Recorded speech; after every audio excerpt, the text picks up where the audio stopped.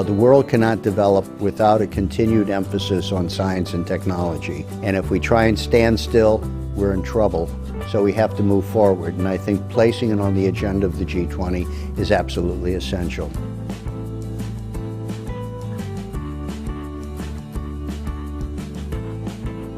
And I think China is correct to bring innovation as a discussion item into the G20. Overall, China has, as you know, stressed that it wants to, put in this aspect of innovation.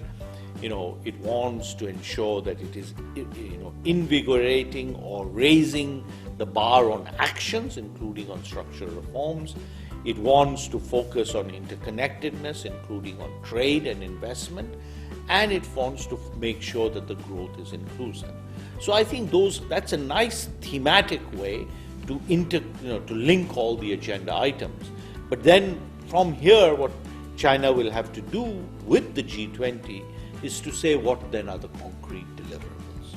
Unless you have social acceptance for the new path and environmental sustainability, we cannot possibly reach economic prosperity. China's role in focusing on policies that promote innovation as a driver for their growth is very important, particularly if this innovation can be seen to be environmentally sustainable and socially acceptable.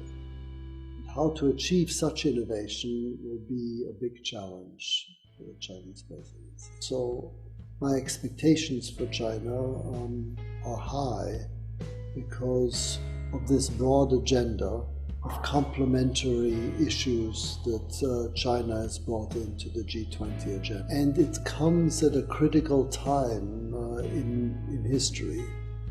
And therefore, I believe China is well placed to make a strong mark.